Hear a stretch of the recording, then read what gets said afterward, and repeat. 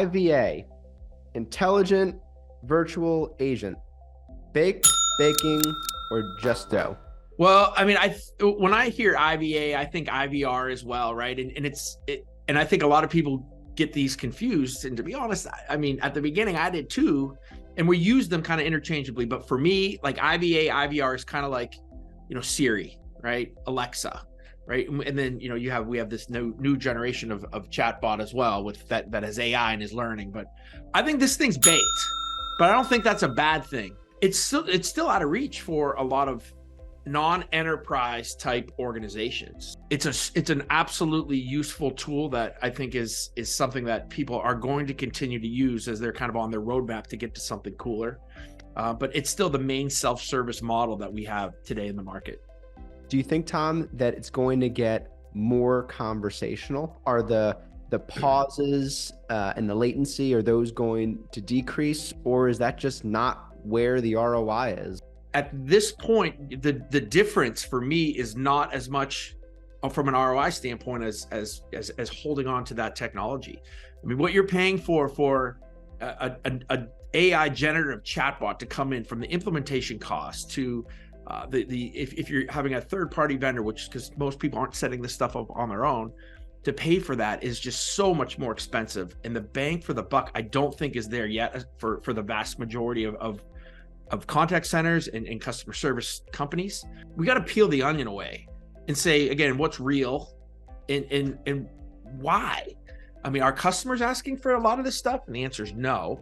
Now, does some of it have a huge impact in our business? Absolutely.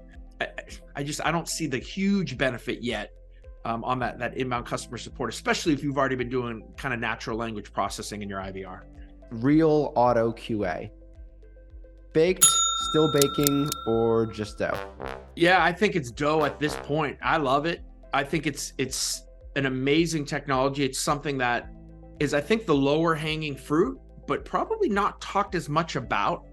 It's funny, the deeper we get into the funnel, meaning leaving that first touch point of the customer and getting down to the agent, the things that are closest to the agent, we don't talk as much about.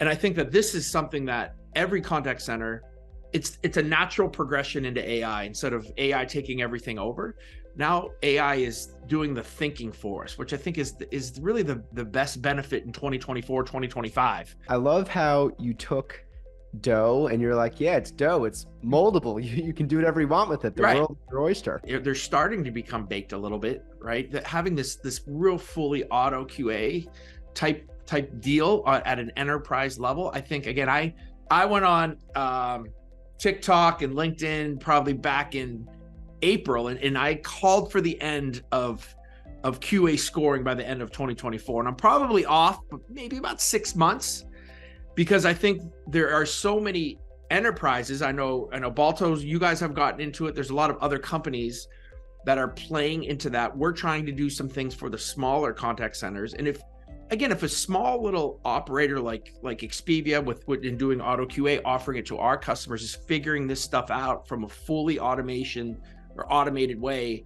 of scoring QA, that means it's coming very fast. When people's bonuses are on the line and their performance reviews are on the line, and you're trying to develop some sort of useful insight for the organization, having a 25% error rate, even that is too much. So what do you think about what we're going to see on the accuracy side? First of all, I think if you're seeing that big of a variance, the prompting's off. That's the first thing that we have seen as we test things with our customers. You have to, it's not a plug and play type thing. A lot of thought needs to go into it on the front end to figure out what does a disclosure or a closing mean in your contact center? What does that opening greeting, what does it really entail? And getting as specific as you can. You guys are doing this at Balto too, which I love. It's not just the score now, but it's these other outputs that we can get, right? Like, what are the top 5 things that the agent did awesome on this call? What are 4 things that they could improve on? How was their tone? Like all of these other things that we can actually ask now. And get maybe even beyond that, just that score, that I think is really important too. LLM chatbots, baked, baking, or dough? They're dough. it's so early. I can't imagine where they're going to be, but I don't know how high the ceiling is. It's going to get to the point where it's going to be talking to a human being. I mean, I think we can all see that, and that's going to happen, quicker than we know. And I think customers will probably get to the point where they're like, dude, your thing is antiquated. I want to just talk to, like, I'm talking to a normal person, even though I know it's not. But I think we'll get to that point where, the market is saturated enough where you're going to look like you're way behind the times. One of the things that I talk about a lot is social acceptance, and that it's one thing to have the technology being capable of doing a certain action. It's another thing for people being willing to let it. If you demo something right now in 2023, 2024, and it just goes smooth, everything is amazing. Like, it's technology you've never seen. But what happens when it goes off the rails, right? Like, what if I'm a 15 on a scale of 10 irritated with this company, and I'm hammering this thing? How is it going to respond to me? Is it going to respond like a human? Is it going to fake? Is it going to make me even more irritated? You're going to have customers that are going to come and try to break this thing, right? There's so much that I think plays into it that is outside of. That's why everybody's like, hey, I demoed this thing, it's amazing. I'm like, I'm sure it was, but let's go on there as a, as this, just someone who's just absolutely going to lose their mind on this thing, and see how that works. And right now it either breaks or it seems like it is just so fake. But again, that's part of the process of learning and getting better. And I'm sure that will come into play. But I think you have a really good point on, like, how far do we trust these things? And what type of, is there going to be some type of new statute? Like, you have to have like a sticker that says they passed the AI bar, right? Whatever that means. We need to get past the point now of, what happens when things go wrong? Because right now, everything I've demoed, I try to break it, and it has broken to a certain extent. But I know that's stuff that, they're working on day and night to get to real. Agent assist today, baked, baking, or dough?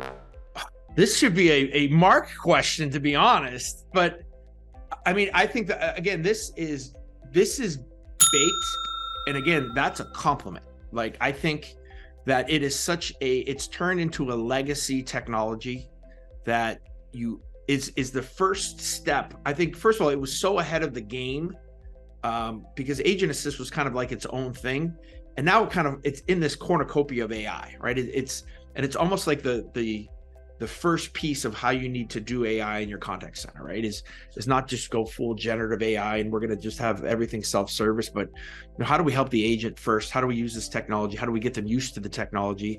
How do we start to learn that we have to build out build out a KMS, or build out all of these kind of knowledge things that it can pull data from, do integrations from?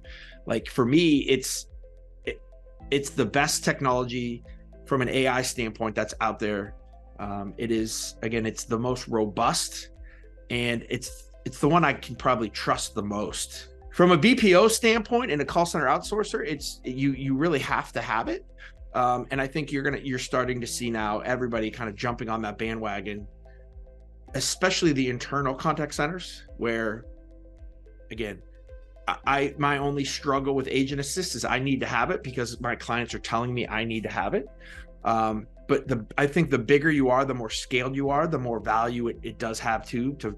If you can knock off 30 or 40 or a minute of handle time because you have instant information, and you do that at scale, that's a crazy amount of savings. After call work automation, and that's, the auto dispositioning, auto note taking, the whole shebang.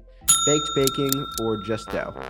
Yeah, I mean, I think that this is baking, but I'm about to pull it out of the oven and have it be baked, because I think that the technology other than QA, auto summarization, I think, is the lowest of the hanging fruit, because we're almost utilizing that every day with ChatGPT and the things that we're doing. Like, throw a blog post in there, like, hey, can you give me the top 5 things that this was said? Can you summarize that? It's a natural process that I think all of us are utilizing when we use AI. I mean, I have seen that used in really large contact centers that have really complex use cases with 4 to 5 minutes of after call work that they need to put into notes, and then you kind of add that with RPA, with robotic process automation, where it's like literally filling out all the forms and then auto filling in all of the memos.